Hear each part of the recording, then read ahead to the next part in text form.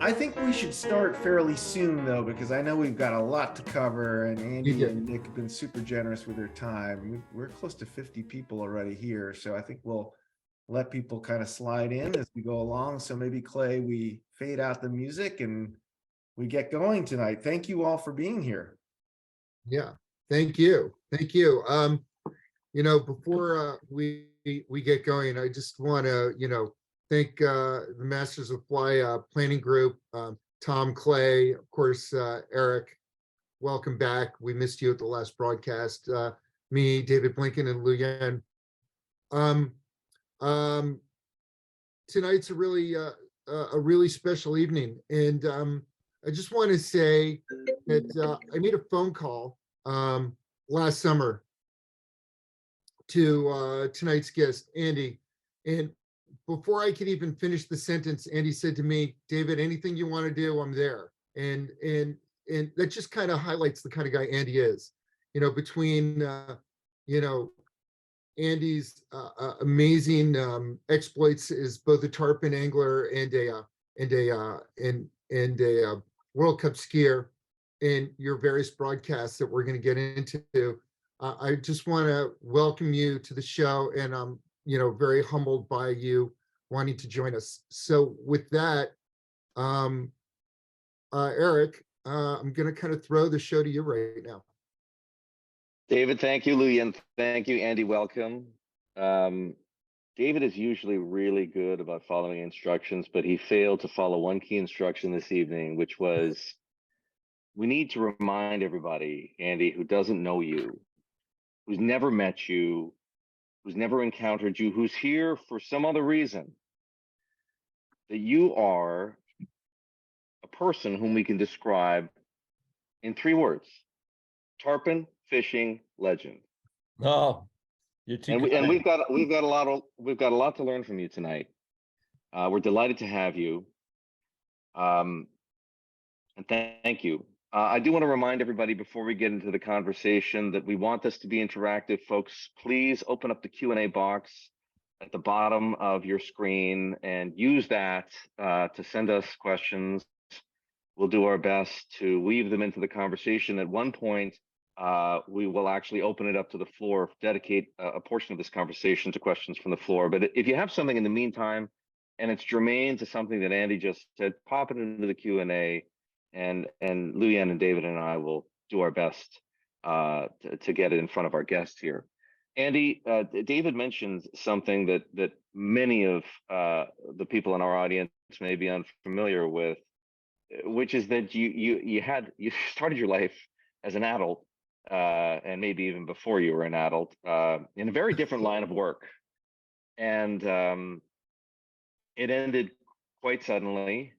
For those who don't know what I'm talking about, Andy Mill here was a World Cup downhill skier, and a very fine one of the best that America has ever produced, and had some glorious moments. Cruising down. Andy, what was the top speed you figured you reached on skis? Well, actually, in a downhill format, World Cup skiing, and in the Olympics, usually we travel about 67 miles an hour average speed. And on one downhill in Wengen, Switzerland, the top speed has been reached at over 100 miles an hour. And I skied in a speed trap in Silverthorne, Colorado, and I was like the forerunner. It was not the big tracks in Italy where they reach 150 miles an hour, but on that speed track in Silverthorne, actually it was in Silverthorne, I skied at about 105 miles an hour. My goodness, faster than you'll go in a skiff. The reason I bring this up is because I think it's important, before we get into so many of the reasons that people are familiar with you, they might have seen you in Jamie Howard's film Chasing Silver, they might be familiar, and I hope they are, frankly, familiar with your podcast series, the Millhouse podcast series. I want people to know how you got from there to here. In that tragic moment on the Lauberhorn in Wengen, Switzerland, in the 1980-81 ski season, you had a horrific crash coming off the last bump Again, for those who don't know, and I know it's probably a painful memory, Andy, you broke your neck, you broke your back, you broke one of your legs, you tore the ligaments and all the ligaments, if I'm not mistaken, in one of your knees. Did you ever, in that moment, have any idea where your career would go and that it might end, not end up, but it might have, you found the sport tarpon fishing, and here we are talking about it more than 40 years later. Well, if you don't mind, it's a little bit of a long-winded story. I'm 70 years old, so this might take a little bit. Let's try to abbreviate it so we get to all the good stuff. But I do want to understand. I do want people to know a little bit about the trajectory of your life, which has been quite fascinating. Look, I was very fortunate. I skied in 2 Olympics and 4 World Championships for the U.S. ski team. I was 5th in the pre-Olympics in 76. In the Olympics event in 76 that Franz Klammer won, I got 6th in that event. Then I skied in the 80 Olympics in Lake Placid, but since from 76 to 80, I really didn't ski that well. The U.S. ski team was really behind the 8 ball. The Europeans had rubberized suits. They had fairings. We were always trying to catch up. And not until my last year of skiing did I get into a wind tunnel and refine my tuck. I had an Austrian coach that taught me how to inclinate and move my ski to the inside with my whole body instead of my knee, kind of a technical thing. She took me to Europe and I trained with the Austrians, and all of a sudden I was skiing, among the best in the world. I got 9th in the first race. I got 4th in Val Gardena. In St. Moritz, my ski fell off and I hurt my knee, and I came back and Dr. Stedman did arthroscopic surgery on it. I went back to Europe like 2 weeks later, and I skipped Kitzbühel and Garmisch because it was too icy. I went to Wengen as a higher in elevation, so the snow was soft, and I told the coaches, I'm going to go into that first right-hand turn as fast as I can. And if my left leg feels okay, which was the knee I'd hurt, I'm going to go all the way down, I'm going to go. And during the inspection, I noticed the last jump into the finish was much larger than normal. I said, you got to pay attention here. But I was so excited because I knew I never won a World Cup, but I knew that win was around the corner. I knew I was there. I was beating all the Austrians in training in the fall on the glaciers of Hintertux. And I finally had my ski life in a place where I had been a place I'd been fighting for my entire life. And once I went around that right-hand turn, I was exuberant. My body was back. I was on softer snow. My body didn't hurt. And I went ripping down through that course. I came into the last corner way too hot. And at the last second, I thought, oh my God, I'm toast. And I launched 200 feet through the air, landed on the flat, and the compression from 200 feet, I was probably 60 feet in the air. I couldn't hold the compression. I caught my right edge and it pulled me to the fencing head first, and I broke my body. At that point, I'd already had like 8 knee operations and a number of broken legs, already some other surgeries, and I kind of ran out of body. And Dr. Stedman said, look, you can come back, but if you get hurt again, I'm not sure what I'm going to be able to do with your leg. So I retired, and I saw Flip Pallet, like many of us, on his Walker's Cay Chronicles when I was a skier. I was no longer in the Olympic team. I started my own ski show. I needed exposure. I syndicated that show to all the ski areas around the country. And then I got into broadcasting. I worked for CBS for the Olympics in Albertville and Lillehammer.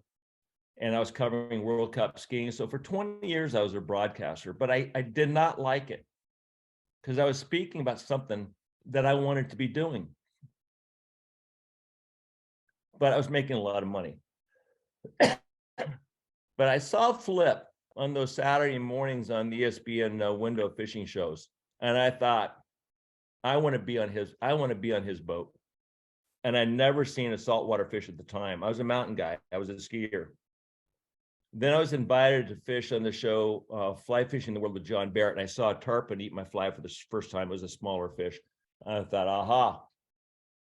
And at that point, I was living in Florida with my ex-wife, Chrissy. We hadn't had any kids yet, but I contacted Bob Branham. I said, I want you to show me this tarpon thing. and I liked it. And then I got in touch with, I liked it a lot.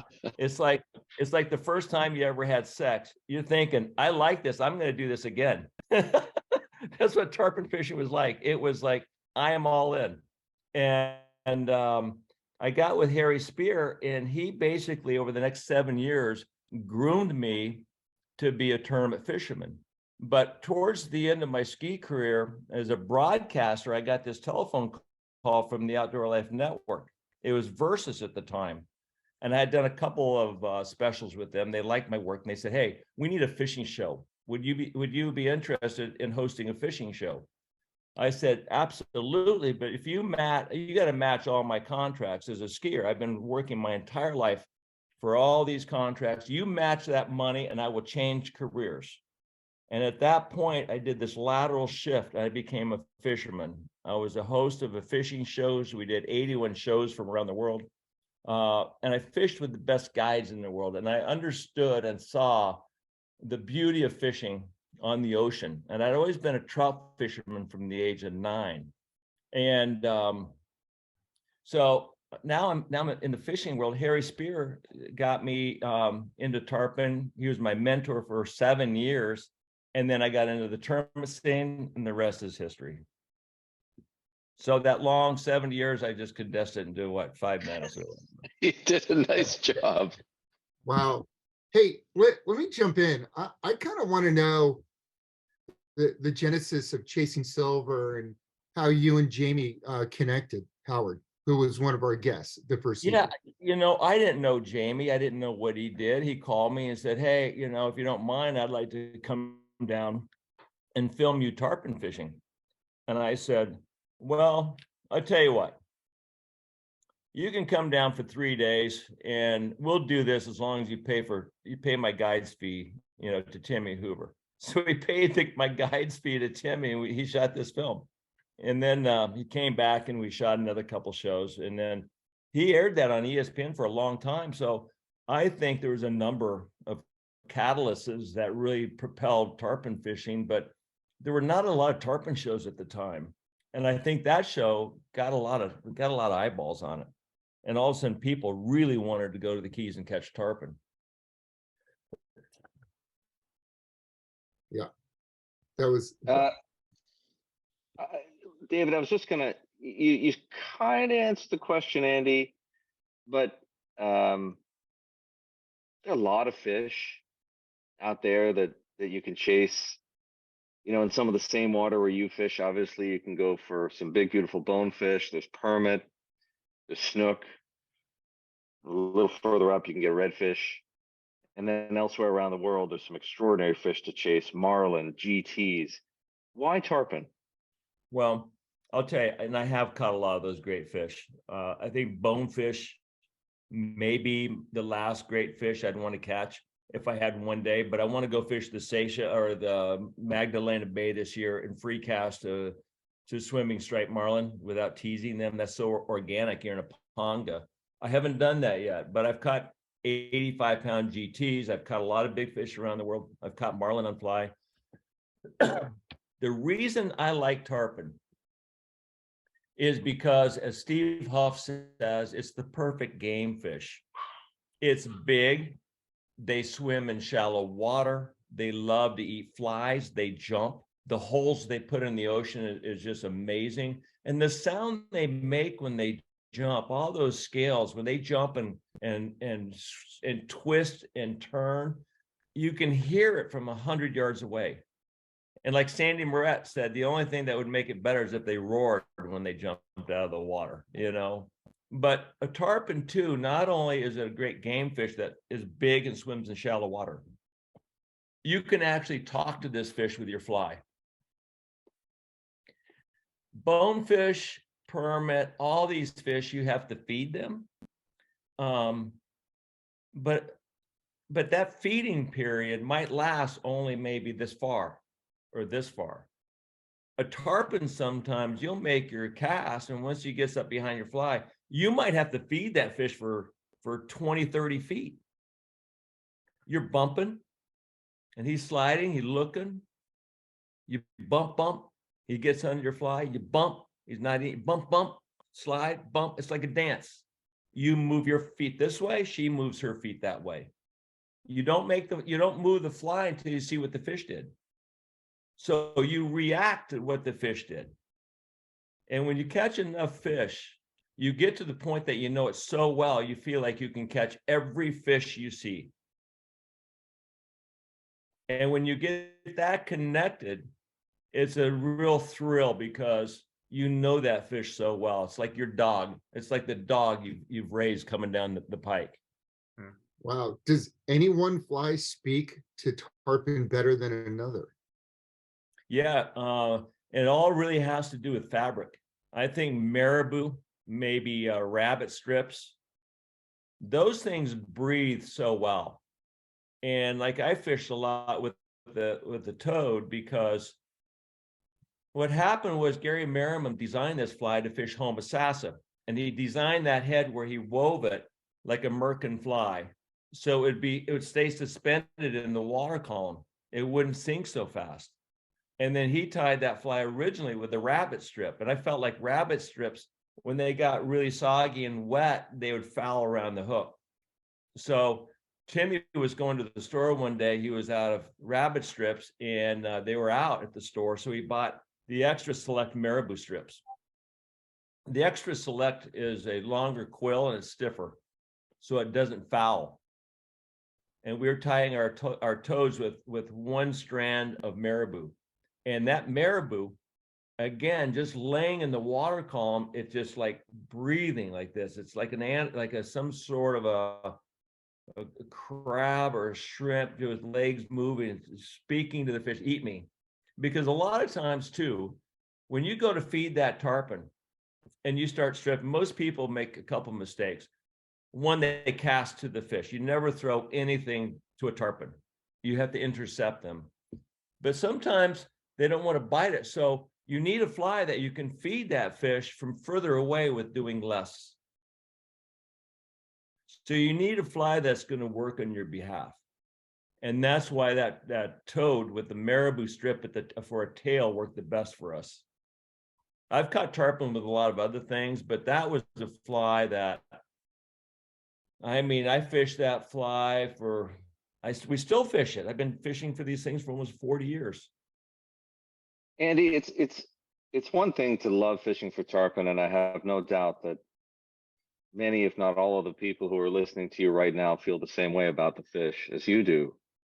But it's another to want to win, to participate in tournaments, and to figure out how to be successful. What drove you to do that?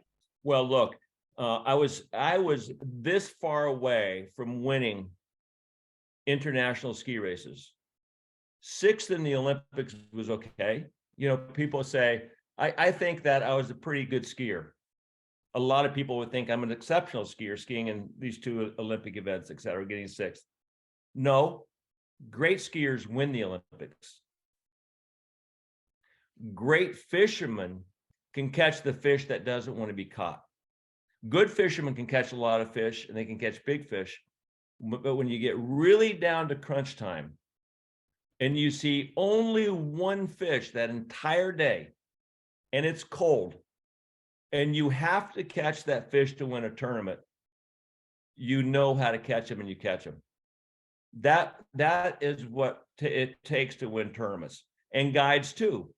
Good guides can find fish. They can find, you know, sometimes fish that are kind of hard to find, but a great guide is the guide that finds the fish that does not want to be found.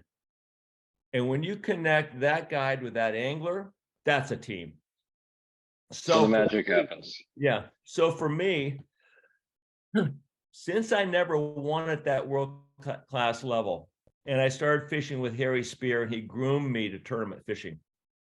When I put my foot through that door, my mindset was I am not going to allow myself to lose.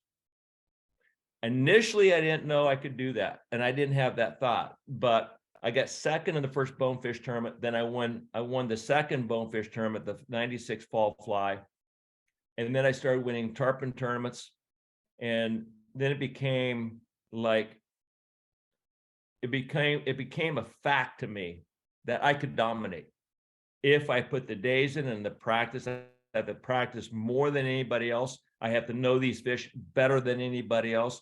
And my guide, Timmy Hoover, realized how serious I was, because this gave me a second chance in life of doing something really at a great level. Now, look, I can't compare tarpon fishing to skiing in the Olympics, but in that world of tarpon fishing, winning the gold cup was my Olympics. Yep. And that's the attitude I had. And that was, I didn't sleep for 10 years. And then it got to the point that I'd already won a bunch of tournaments over a period of 14 years. I thought, what am I doing? I'm driving myself crazy, because I lost the love of the journey. I lost the love of the sunrises, the birds, the sound of the boat running on the water. I lost the beauty of a fish biting and the fish jumping and crashing across the calm of an ocean like it was glass and just flying through the air. I didn't care. It was all about catching that fish and winning tournament. That's fascinating. Then and then I got to the point like, look, I'm spending 50 days a year practicing because I wanted to keep winning. And then I thought to myself, I lost the joy. My wife divorced me. I lost my family, which was my foundation. If I had my family, I may have continued. But at that point, Timmy Hoover quit. He didn't want to fish any more tournaments. I lost my guide. I fished a couple with another guide. I lost my core, because for 21 years, I had my wife and my family and my kids. And that is imperative as a foundation to anybody. No one wins alone. I don't care who you are. But this was my base. If I had my base of my family, I knew I could go out and do the stuff that I needed to keep me whole. But there's no way I could ever do that and to keep me whole if I didn't have my base. So when I lost my marriage and I lost my guide, I was toast. Andy, that's like practically bringing me to tears with that. I want to rewind a second, because a lot of people fish with guides and they fish with different guides. But I would love you, me being a guide, I would love you to talk about the relationship between you and the guide, not necessarily for tournament fishing, but how do you get to that spot where you have a guide who you trust, who you know is going to get you in the place? And it's that silent language between the guy in the back of the boat and the guy in the front of the boat. It's a very special form of communication. Where do you find that? You find that through time on the water. You know, there are things said on a 16-foot boat that you'll never tell anybody else. So it's more than just fishing. It's a brotherhood. And if you're going to spend that much time, even if you don't get into tournaments, if you become a fisherman, it's an art form. I still learn. It's going to take me to my last breath to refine this at a very high level. I'm pretty good now, but it's never perfected.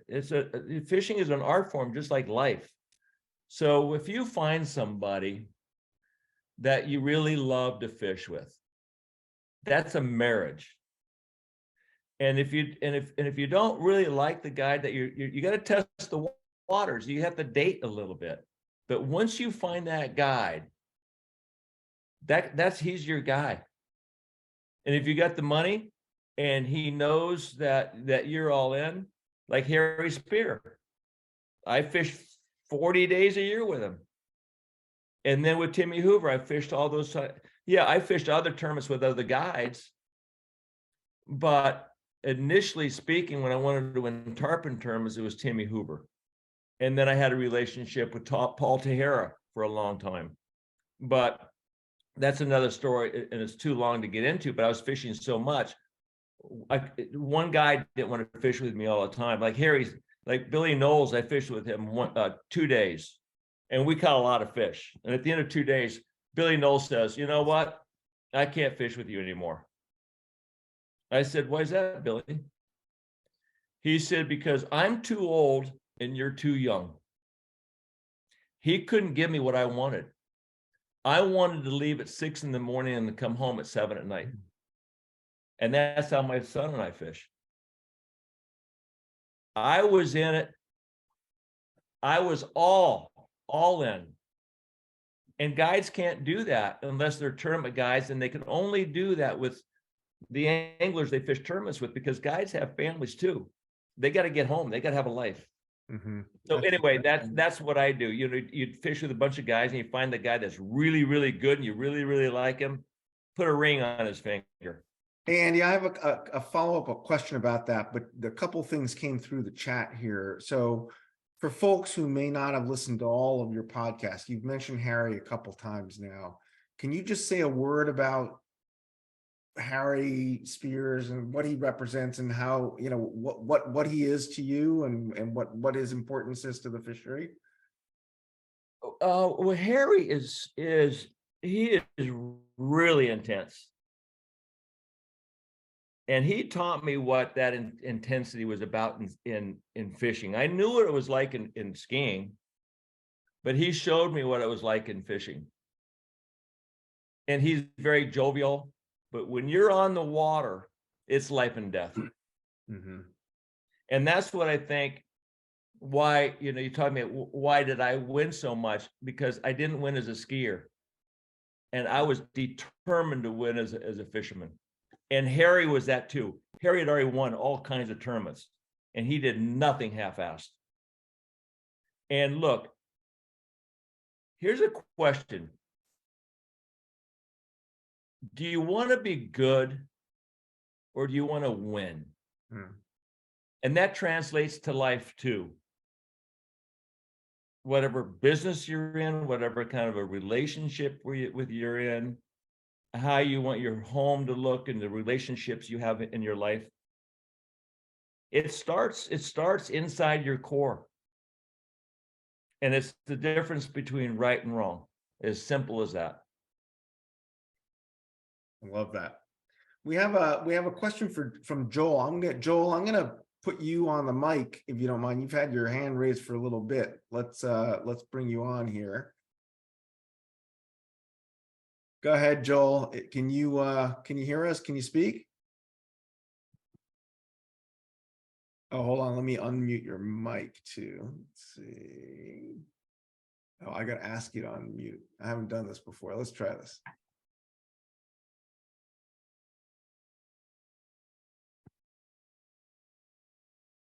Joel, can you hear us? Can you unmute? You know what? We'll see if he comes on, and if not, he can also put his question in the chat. Mhm. I had another question for you about on the guide point, Andy. So having talked to all these legendary guides and so many, I mean 80 episodes, soon to be more.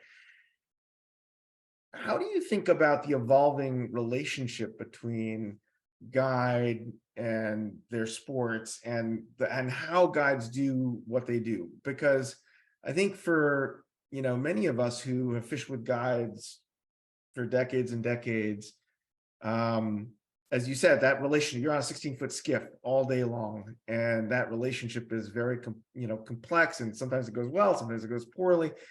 Do you feel that the role of the guide is changing over time? The skills that they need to have in terms of how they manage that relationship are changing, or do you think that there is sort of an archetype of a successful guide that sort of remains in perpetuity? How do you look at the evolution of the role of the guide? Well, it's like you have certain guides out there that are really have refined their craft and you know, they're really comfortable inside their skins. They have nothing to prove. They're pretty easy going, but when you're on the water, you know, they're pretty serious. At times, though, guides get burned out. They've been doing this for a long time. They want to come in. That's what happened to Harry and I. I was right in the beginning of the big juice of chasing tournament wins, and all of a sudden he wanted to come in at 3 o'clock in the afternoon. And it's like, Harry, like Billy Knowles said, you're too old and I'm too young. So then you sort of evolve. It's like a marriage, you grow apart sometimes. And the timing of that is very interesting. So you see guys that hang out together that are pretty equal in age, and you age together.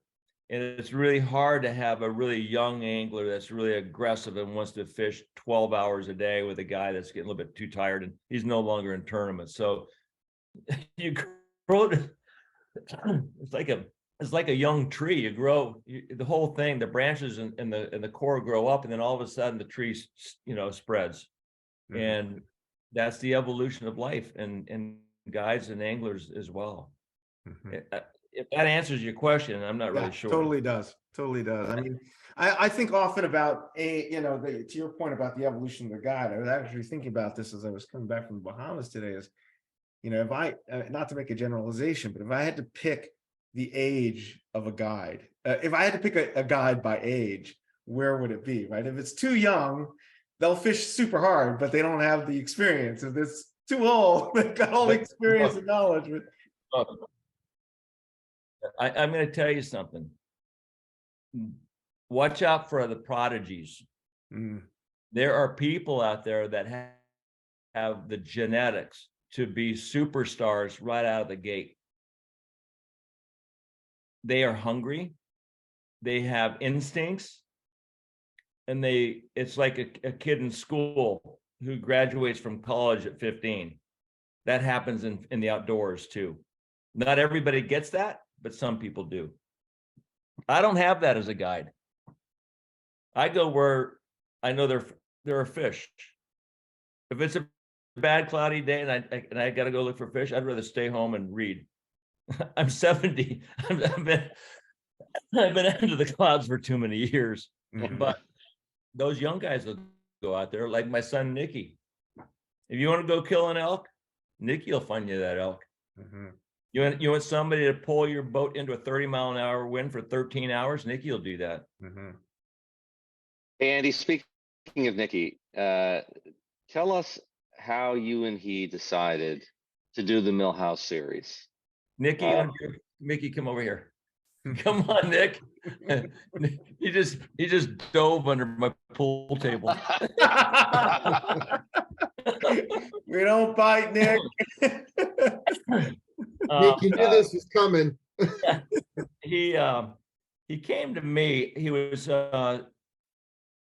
I'll condense this story. He was working in New York, trying to get a job, traveling for 3 hours a day on a train, working for minimum wage. Not even that, he worked for 6 months for free as an intern, couldn't get a job, graduated with honors, went back to Colorado. He told his girlfriend, I'll give you a year in New York. She was a sommelier studying at NYU and became, she worked at the Gramercy Park in New York. He said, I'll give you a year and then we're going back to Colorado. He couldn't get a job at Backbone Media in Carbondale, 18 miles away. And they do all the print media for all these hunting and fishing companies. You couldn't even get a job there.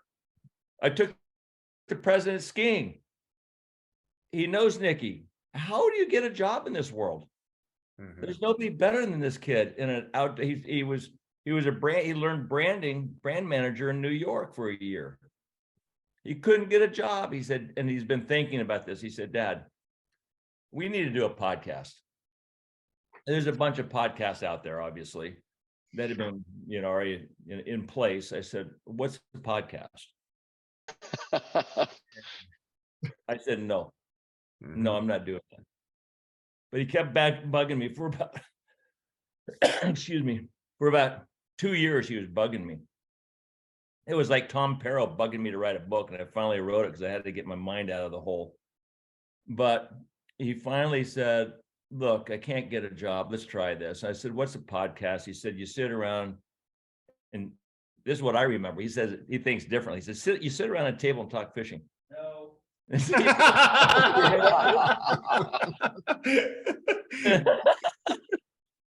So he said, look, we need to capture the stories of the older anglers, the guys that their stories are going to go with the falling tide. When they die, their stories are gone. Yeah. The story with Steve Huff and the Merkin fly putting weight on that Merkin to catch permit, that story would have been gone. Yeah. Magazine articles, magazines are thrown away, TV shows go away, but YouTube is there forever. Yeah. He said, Dad, let's just give it a try. You know, I said, if you figure everything out, the cameras and the editing, fine, I'm not going to do that. I got it, Dad. So he was the visionary. And we started out with some big hits right away. I said, if we're gonna do this, we got to get the big guns on the basement floor. Let's come out with Steve Huff and Tom Evans and Stu Apt and Flip Pallet. Let's show people we're real. And I know these guys so well. I know Steve Huff's not going to do a podcast with anybody, but he's a friend, and I know that he only did it because of us. Yeah. Well, there's a couple. So we came out. Sorry, go ahead. What was that? No, go ahead, Andy. Sorry, I didn't mean to cut you off. Keep going. So thank God we have a lot of friends that came to the table. Yeah. Because then it gave the audience it gave them comfort in knowing that in 2 weeks they can look at podcasts and had pretty good feelings somebody important was going to be on the show. Yeah. I mean, there's so many thoughts, having fished with some, of that generation of legendary guys. I remember a guy named, you may even have, I'm sure you ran across him down in Isla Morada out of Bud and Mary's, this guy, Gary Register. I fished with him for years. And, I don't know whatever happened to him. I assume he's probably passed away at this point. Learned so much from him. I fished with a wonderful guide up in the Gull, in the Pine Island Sound, Matlacha area around Sanibel and Fort Myers, named Steve Bailey, who was very close with Lefty and Flip, and tied a lot of flies for Lefty, and learned just a ton from him. But these were all folks who lived, I mean, it seems so crazy to say this, but in a pre-social media, pre-internet era. And they, like most people, not in only in fishing, but in every discipline, live on in all of our memories, those of us who appreciated the work that they did and learned from them, but don't really have a historical record of what they accomplished, or an oral record of what they accomplished. And so I think the thing I was so struck by with the Millhouse podcast was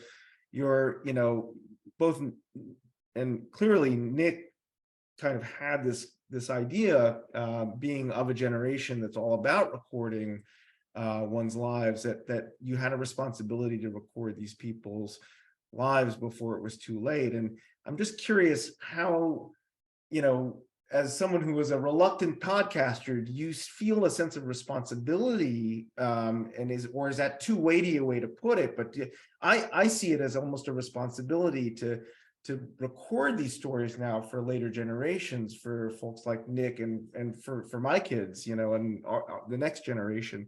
Or is that being too putting too much responsibility on your shoulders in terms of what you're doing? No, look, what we've done, people know what we've done. Billy Knowles died shortly after our podcast. With Mark Sosin, we wanted to do Mark Sosin before he died, and he was in the hospital after COVID, and we couldn't do it. His wife wouldn't let us in the house, so we did it. We couldn't do it outside. It was blowing 30 miles an hour. And then he went into the hospital 6 months later. He finally got out, and we had it set up to do this interview, the following Wednesday. I called him Tuesday. I said, hey, Mark, is it okay if we can still come, get your story?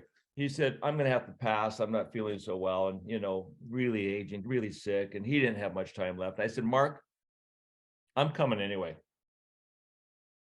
because we used to host we used to MC the Hall of Fame induction ceremony every year for the IGFA for years. I know Mark very well. I said, I'm coming. I'm going to set up the cameras. We're going to push that red button, and I'm going to ask you questions. And if you want to just look at the camera, fine, but I'm coming. And we got an amazing story from him about the history of the IGFA world record rules, his story with fishing, you know, and it was fantastic. And then he died 6 months later. And that encapsulates what we're doing. And like Gary Register, you said, we did a podcast with him. He lives in Alaska now. He's a salmon. I missed it. He's a salmon fisherman. He's a salmon fisherman in the summer, and he comes down in the winter. But do we feel pressure? Yeah. Look, do I want to work and be on the road? Not really, but it's the right thing to do. And that's what I was talking about earlier. Life is an art form. And you never get it perfect, but it's the difference between right and wrong, black and white. There's no gray. And this is the right thing to do. That's telling. I'm going to get off this for a minute and we can come back, but there's one question that somebody popped in there. And so I have to answer it before it goes away, which is, if you had one rod and reel setup to take with you on a tarpon trip, brand withstanding, what would you take with you? What rod, reel, line, and look, if I take a 10 weight Hardy and our 10,000 reel, I could catch 200 pound fish with that 10 weight, and I can catch bonefish. Because if you go much lighter, if you're casting into a 20-mile-an-hour wind, that 9 weight's not going to get the fly there. So if you're casting, I've done this recently. I just want to see what would cast better, a 9, 10, 11, or 12 weight rod. You tell me what line do you think is going to cast better into a 20-mile-an-hour wind? And you got to throw it 80 feet. What do you think? With me? Well, I know what I'd be using. What would you be using? I'm using the 10 weight with a weight forward. Yeah. Because the diameter of the fly line penetrates the wind. Aerodynamics play a huge role. Most people think the 12 weight. No, that line, you're trying to throw a rope. Yeah. And no one throws a 12 weight anymore anyway. The 10s and 11s, the last fish I caught in a tournament was about 130 pound fish caught on a 10 weight. Yeah, you don't bend those rod much. You fight them from the butt. So that 10 weight is a perfect rod. I just need to interrupt with a full disclosure moment, which is that, as some of you may have already figured out, both David and Andy do a little work with Hardy. They do make fantastic rods. Got one of my own. But let me explain why this. And I would buy a Hardy even if I wasn't working for them. And this is why. They came to me and they wanted me to help them build a saltwater fly rod and reel. And it was after I'd won all those tournaments, so I had some credibility. And I saw what they had. I said, look, I've been with Loomis and Tibor for 20 years. They don't pay me. I just fish with them. But I was not going to leave those guys, just for a $5,000 contract. I said, look, Hardy, you give me X amount and we sign a 4-year contract. And you're willing to spend the money to develop the best fly rod ever made and reel 2, I'll sign. The top 7 finishers in the Gold Cup this last year or the year before, top 7 places were using Hardy 11 weight rods. I tried to, when we started building that rod with Syntrex resin, I was catching 95, 90, 100 pounds, 80 to 95 pound spinner sharks, trying to break that rod, fishing straight 60 pound off the wire to the fly line. I broke so many fly lines, trying to high stick it a little bit. Look, you can, if you want to break a rod, you can break a rod. But I was trying to catch these fish with a little bit of high sticking and this and that. I can't break one. I've been trying. So you want a durable rod, you want a reel, and I don't want to spend a lot of time, but when you look at a fly reel, you want to have a fly reel where the drag goes from 0 to 100% in one turn. The reason being, you can put a drag on, you put a scale, increase the weight on the scale, keep pulling, increase that drag to 5 pounds. When the scale says 5 pounds, you put a mark on the drag knob and a mark on the back of the wall of the reel. Then you go to 8, you go to 10. When you're fishing, so many people lose fish because they get tired and they start increasing the drag knob. And most reels, you got to crank that drag knob 6 times to get 5 pounds. You have no idea where you are. But Makos and Hardys are the only reels that I know where you can have like 3 marks, 5, 8, and 10. And you go like this, boom, that's 8 pounds, boom, that's 10. So you always know where you're at on your drag. That's what I would do. You asked me, but I would buy my own. I'd buy these rods all day long. We have a question here, Andy, about and I'm sure we could spend another hour on this, but sort of just any thoughts on fish fighting tactics and tips when it comes to tarpon? It's very simple. Let's just say this golf club is a fly rod, right? If this fly rod is straight and somebody's got the other end, or let's just do this. If you shake hands with somebody and you want to pull them over, are you going to pull them over by bending your arm up like this? Like fighting a fish with a high bend, a big bend in your rod? Or if you want to pull them over, you're going to grab that hand and stand back and pull back with your shoulders and your back and your legs. That is how you fight fish. This fly rod here, when I stick my arm up, what does my arm and this fly rod have in common? My hand this upper part of my arm is weak. This upper part of the rod is weak. This is for casting short distances. The mid part is for casting a little bit further. And the base here is for casting long distances when you reach back and you throw from here. And when you fight fish. When you fight fish with the butt of your rod with a slightly bent rod, you're going to learn how to catch a 100-pound fish in 15 minutes. But if you use your bicep, you go to the weakest part of your arm or your body, and you go to the weakest part of the rod, you're toast. That's why people can't catch a big fish in under an hour and a half. People should not be proud. Oh, I fought this fish for 4 hours. If you take a closer look at Billy Pate, as great as he was a terrible fish fighter. He had Tibor build him an anti-reverse reel.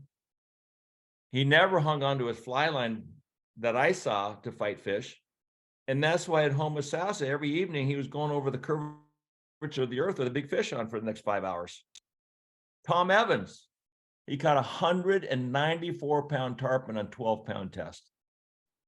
He caught a 274-pound blue marlin on 16-pound test. You don't catch those big fish unless you know what you're doing. So there is a methodology to it. And what I do is I teach people, I'm thinking, how can I teach people how to fight fish? If you get a pulley system and mount it to the underside of a table, so it hangs there, and it's got a little loop like this. Put your leader through that pulley, tie it to a 12-pound barbell. Now you stand back and you learn how to pull 12 pounds of weight. When you stand back, you just walk straight back until the barbell comes off the floor.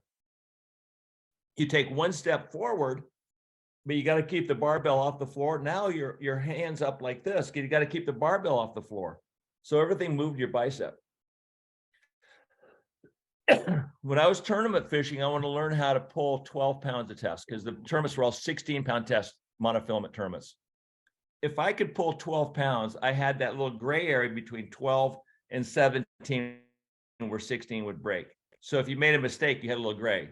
So people were getting sick of hanging on scales and telling me what I was pulling. So that's when I came up with that idea about the pulley on the underside of a work table. Tie that butt section to a 12-pound barbell. Stand back and pick it up. You'll learn how to fight fish. Andy, another question that's come into the chat that it concerns something that you and I have talked about, and I know people are keen to hear your perspective on, which is the state of the fishery. What are things like in the Keys these days? How are the fish doing? How have things changed since you got into this game, and how do you see them? Where do you see them going? Well, look, we have to remember it will never be what we once saw. And the new people coming to the game right now, they see something they've never seen. It is amazing. They see beautiful fish coming down, or they'll see fish. There may not be as many bonefish around. Their baseline is here. My baseline was way up here because there were no boats and fish everywhere. You could catch 10, 12 tarpon a day. So we have to adjust our thinking. We did a podcast recently with Rick Ruoff in Montana. He was the 19th skiff guide in Isla Mirada, the 19th. On our podcast, I said, how are you doing with all the crowds in Isla Mirada? Boats everywhere, on the ocean, in the backcountry. He said, I was going to stop. I was done. And he said he was going to go back one more year to fish all of his clients he's been fishing for the last 40, 50 years. He might only fish 10 people a year. We were talking about matching up guys and personality. These old-time guys know who they want to fish, and they only have a handful of people for the whole year. So Rick said, I was going to go back for one more May. I got back into town, and everybody was so happy to see me. Hey, Rick, man, how was Montana? How was Arizona, man? We're going to have a great year. Look at this weather. I can't wait to get out and see those fish swim. Rick Ruoff said it was a perspective issue. He said it was a me problem. He said, I realized this was my home. These are my people. So instead of getting pissed off about everything, excuse me, instead of getting mad, he just went over to these little nooks and crannies, and he'd go catch a tarpon here and a tarpon there. He wasn't looking for, the big herds on the ocean. He got away from people and did his own thing, got back to the dock. Hey, Rick. And what he would do is he would let everybody take off early in the morning. He'd have breakfast and coffee with his sport they call, anglers. And then he'd take his time, get out there. And then when everybody left, he still had the second half of his day when there was nobody around. When he floats the Madison or a river in Montana, he puts his boat in the river at, say, 4 p.m. It's light till 10 o'clock at night. He fishes the river when everybody's already, almost off the river. So he'll float, get out, put his sleeping bag on the ground, throw his boat up on the rocks, get up in the morning, finish his float and go. Never saw another boat. So it's a matter of adjusting, because otherwise we're going to get so cranky we'll never go onto the ocean again. And this, I'm speaking for trout fishing in Colorado, everywhere. If we want to stay connected with our sport and with these great fish and with the sport we love, we just have to tweak it. The habitat's got issues. Our goal is to keep it sustainable. I don't see it, we ever, helping it get better. There's just too many people. So we have to fight for water quality in the Everglades. We have to keep Tallahassee on its toes and keep them accountable, and just appreciate what we have and try to save it to the best of our abilities. And that's all fishing anywhere in the world. That's my take on it. How much of your time do you spend on conservation? I help raise money. I don't go to a lot of meetings because I'll see the cliff notes after meetings. I talk to my friends that like Captains for Clean Water. we'll go to Tallahassee and be a part of the voice that's there to show Tallahassee, boy, these guys mean what they say. We'll show up to support, the cause.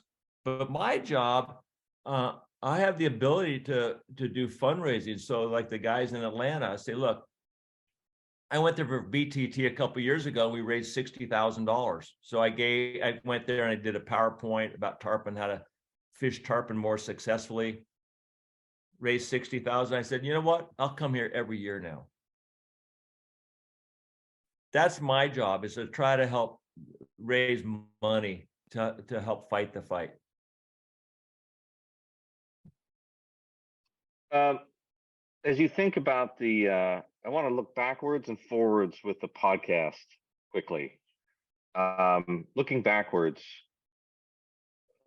I can only imagine how many amazing moments there were that you'll treasure forever, and so will your viewers, because they've had the pleasure of seeing them. But are there any things that shocked you or surprised you, or you found unbelievably unexpected that really stick in your mind?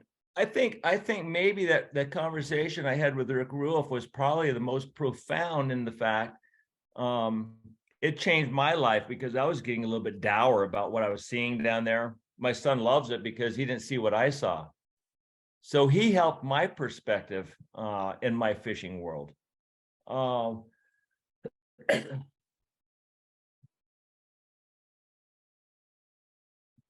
lot of, like, Huey Lewis.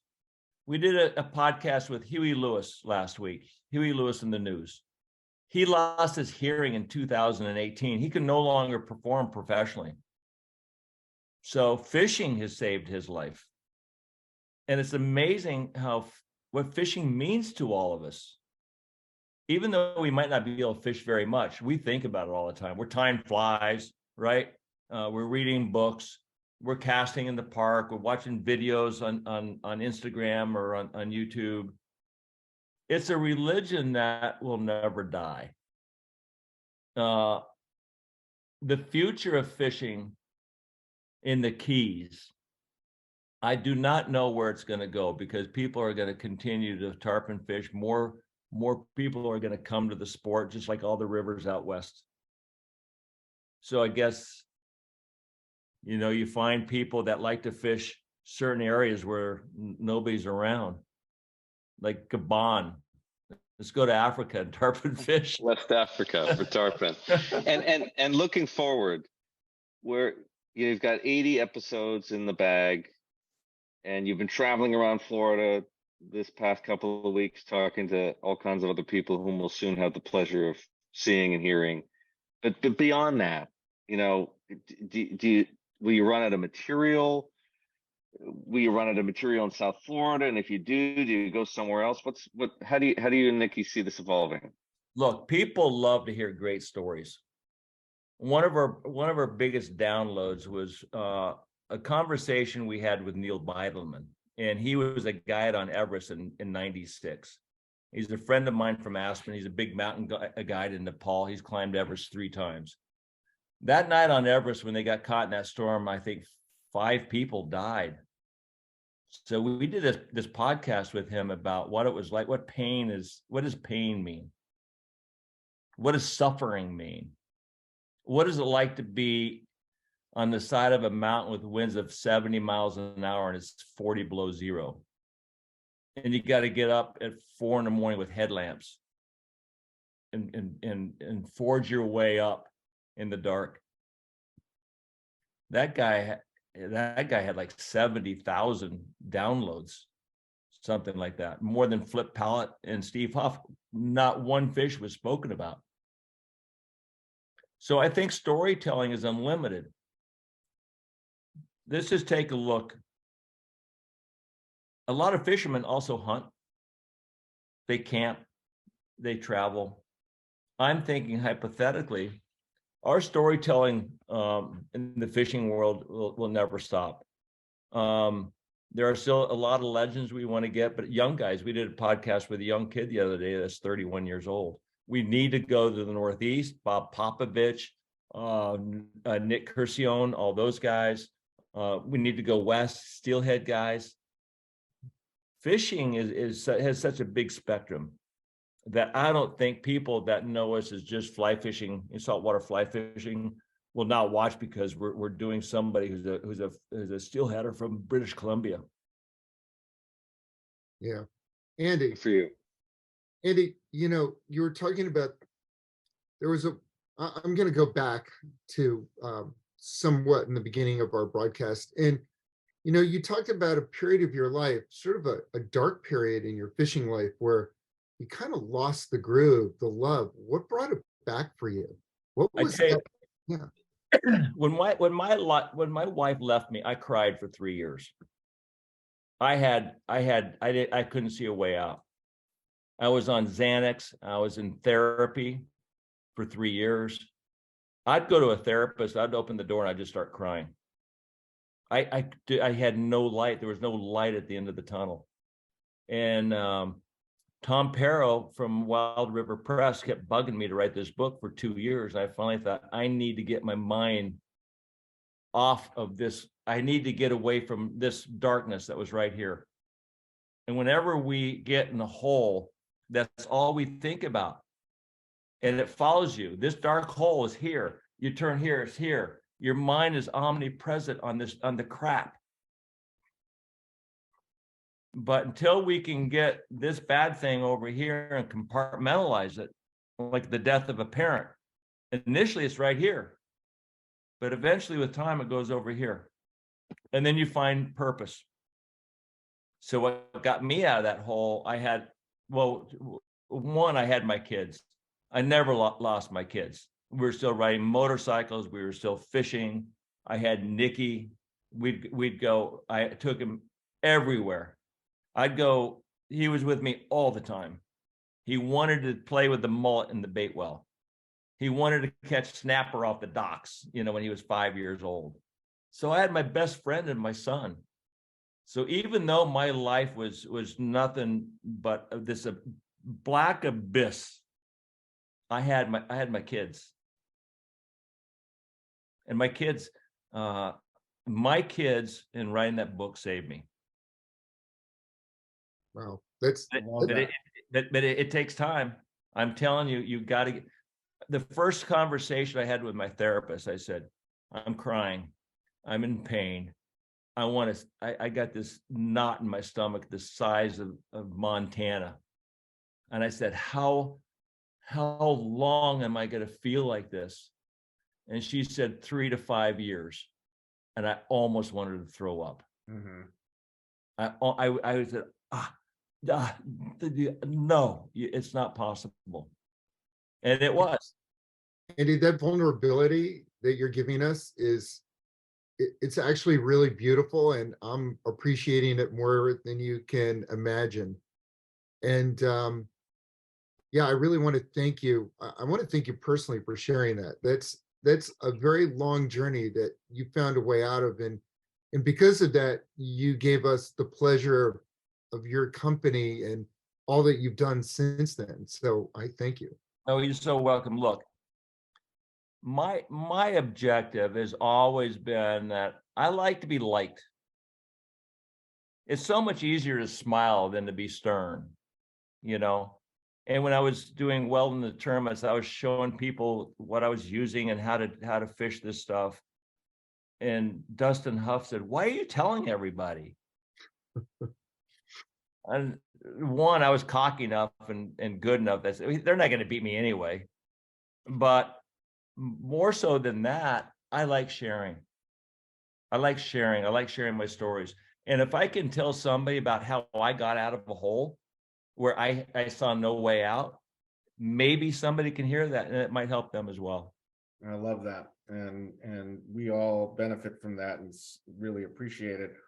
I realize that we're pushing on your on your time here, and you've been so generous with it. I wonder, would you be willing to stay a few extra minutes? No, we're good. No, maybe we could take a quick break here just for a couple program notes, and then let's answer the rest of the questions that are here. Tom and Clay, maybe if you can just put up the very quickly, just I wanted to make sure everyone's aware of the next few sessions we have coming up. And Andy and Nick may find this interesting too. So we have the next session we have is March 12th with Britta Fordyce, who is a incredible West Coast fly tying legend. David, I don't know if you want to say anything about Britta, but I mean, I've been just so blown away by her flies. I think I mean, her flies are beautiful. Her big flies, her steelhead flies have a sensitivity. She probably won't be tying those, but there's just her art is just, well, it'll really speak for itself when we get her on the show. And if you guys haven't seen her fly tying, jump on her Instagram page. It's just amazing. Yeah, and incredible, I think, applicability for those of us who are on the East Coast fishing saltwater here on the Atlantic coast. We've got Steve Ramirez and Ted Williams, two of the great writers about fly fishing and fishing in general right now. I mean, Andy, you mentioned, McGuane and others, and, Hyacinth. I mean, I think Steve and Ted are sort of following that tradition. That will be an incredible session. Gunnar Bramer. So for those of you who last couple seasons, were there for Jason Taylor and Johnny King, and then most importantly, Bob Popovics, Gunnar's sort of the next in line in that sort of lineage in tying big flies for big fish. And you don't want to miss that. Similarly to Britta, if you go on Insta, go on YouTube and look at what he's doing, really inspirational. Super excited about that personally. And then our last session, April 30, is going to be an interesting one. It's going to be a casting clinic done through an app online. We're gonna and we'll send you the little bit more to come. We'll send you instructions on how you can send in video of your own casting, and we're going to actually use the app and select a few of your videos to do a clinic and analysis with Mark Sadati, who Lou and I played with the app over the summer, and it was so fun. Yeah. So mark those dates. You can register on our website. If you go to the next slide real fast here, just a reminder that you can please, if there's 3 things that you do tonight, remember, we do these sessions, out of love. They're completely free. They take a lot of work and effort, but we do it because we really want to keep this community vital. Please go to millhousepodcast.com, subscribe to Andy and Nick's podcast. For those of you who have not listened to it, you will be blown away. It's some of the best content out there on the internet. So please go there and subscribe. Wherever you get your podcasts, we're on their website.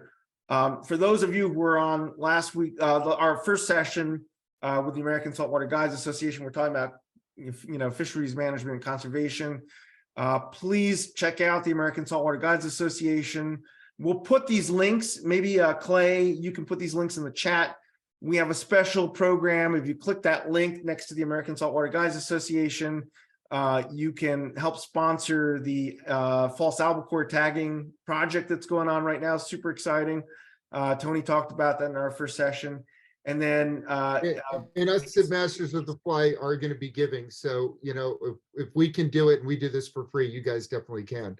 Yeah, so. Thank you. And then, we mentioned on our last call, our last Zoom session, the Got One app, which is my pet project. That's supporting the fisheries management and science on the American Saltwater Guides Association's work. Download it for your phone. It's free. It's a great way for you to track your catches and learn more through data and science about what makes your fishing successful. Right. And just in case anyone had any questions, that data does not get shared. It's just for you. So you don't have to worry about the rest of the world knowing where you're catching where your secret spot is. So with that, let's go back. We can take the slides off now. And there are a couple more questions in here. I'm just going to toss the first one out, and then Eric, I'll go back to you to MC. But Andy, you have a friend here whose name on the Zoom is Argali Custom Apparel. who's asking, who would you say your rival was back in the tournament days? Oh, this kid by the name of Azu, from Japan. He won 3 Gold Cups. Glenn Flutie he had won 5 Gold Cups, but he had retired when I was in on the game. He came back to fish 1 more Gold Cup, and thankfully he fished when, you know, I think one of my wins was against him. So that's a notch in my hat. I was so glad to beat him. I would say Azo, but I felt that if we had decent weather, I really felt like I couldn't get beat. I really didn't feel like I had anybody other than me to beat, and I wasn't making many mistakes at that point. The key was being able to find fish. If Tammy could find fish, I felt like I could catch every fish I saw, and we'd win every tournament we were in. Who are the guides with other sports that more than the sports, which guides might you have feared the most who are fishing against your guide? A lot of times I didn't fear the angler. I'd fear the guide. Right. Because, and if you had a great guide and a great angler, that team was deadly. Like in the Bonefish tournament, Mark Croca and Tim McHaffey, they were unbelievable. And I'll tell you a funny story that I think everybody might like. It's the story of superstition. It was the last day of a Gold Cup, a 5-day tournament. And on the starting grid, they're getting ready to shoot the gun. So you have 25 fishermen, and you have fleets of five boats. And every 2 minutes, a fleet of 5 would leave. So I'm getting ready. Timmy and I are on the fleet getting ready to shoot the gun and take off to Key West. Kenny Collette yells over to me from the side. And he had Azo, this Japanese guy. He and I won everything for about almost 10 years. He said, "Hey, Andy, you got to go move your boat. I mean, you got to move your truck." I said, "Move my truck? What are you talking about?" And I knew he was messing with me. He said, "Look, you're in dead last. You're always in the top 3 going into the last day. Your parking spot's got bad mojo. You got to move your truck." I said, "Are you serious?" He goes, "I am serious." I said, "Timmy, I got to go move my truck." And Timmy was like furious. He said, "No, we got to go." So we motor over to the Lorelei dock, and I get my bag out of a hatch, and I get my keys, and I run over, get my truck, and I move it like 3 blocks away, get back in the boat. I said, "Timmy, we've had bad luck all week with fish falling off. The weather's been terrible.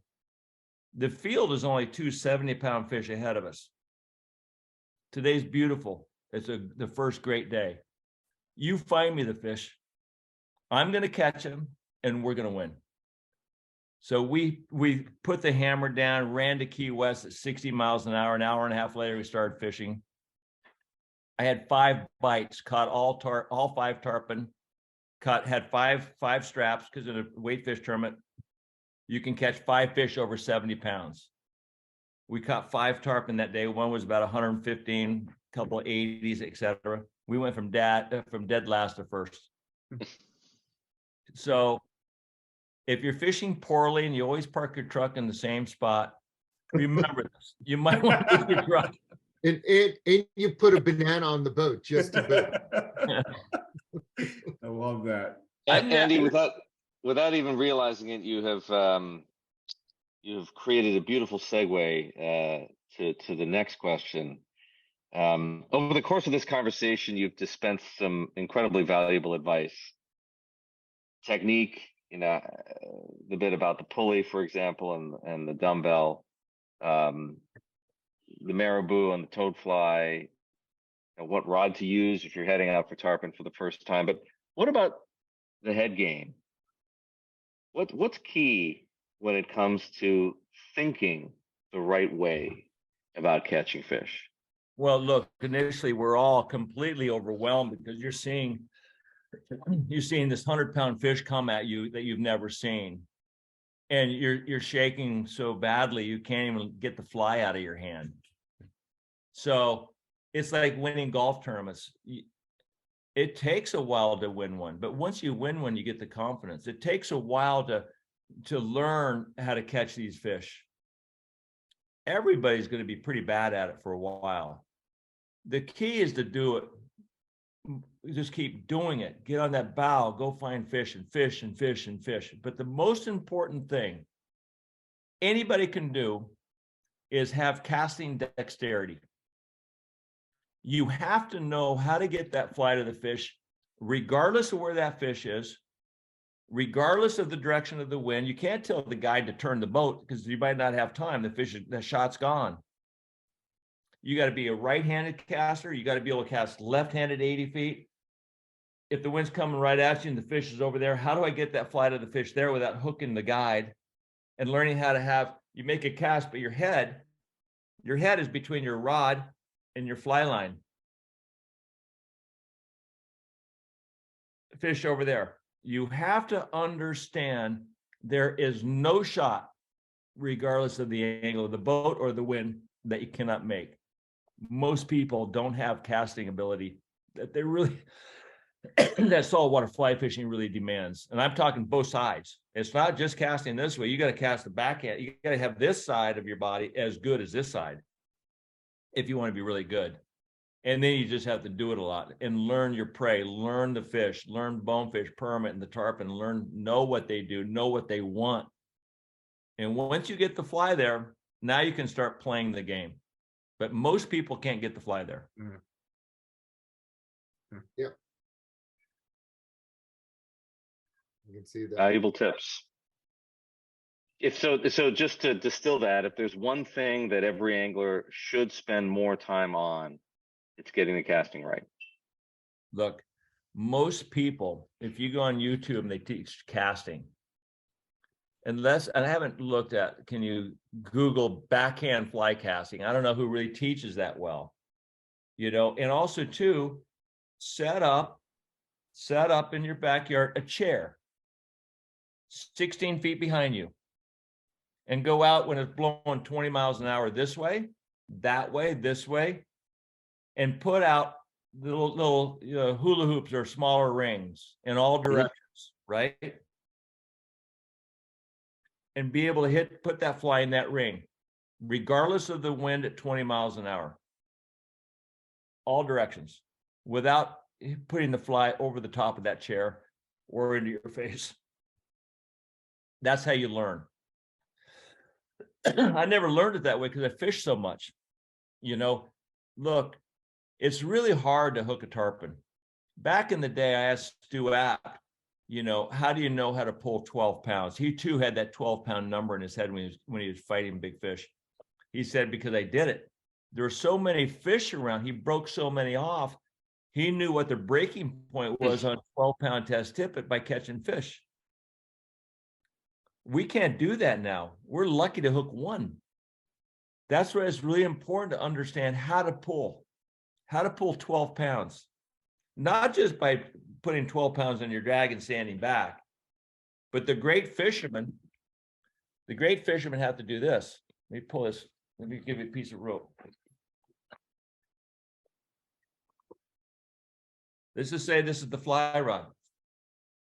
Great fishermen know how to pinch the fly line in their fingers here. That's how you create drag. It's not, because if you set your drag at say 10 pounds and you have a 100-pound fish jump out of the water, most likely it's going to break, because a fish in the water not swimming is less than 10% of its body weight. Mm-hmm. So that fish just laying there might be 8 pounds, but when he jumps out of the water, he's 100. So it's very important not to have a high drag setting on your reel. That's why if you watch all the great fishermen, they have their hands on their fly line, pulling. Then you can let go of your fingers when the fish jumps or it surges. You let go. As soon as you do, sometimes when you're fighting a fish close to the boat, you back him up here, and you feel him surge, and if you hang on, you'll break him off. But when he surges, you just use your elbows. Mhm. And if he needs more, you open your fingers, let him slide 2 feet, and then you pinch the fly line and pull him back. That's what the great ones do. Love that. Love that. Hey, Go I'm ahead. sorry. Before we go, Andy, any chance you can get your son and best friend next to you in this interview? Hey, lumberjack. Nikki, come over here. Ah, you love him. My best friend, here he comes.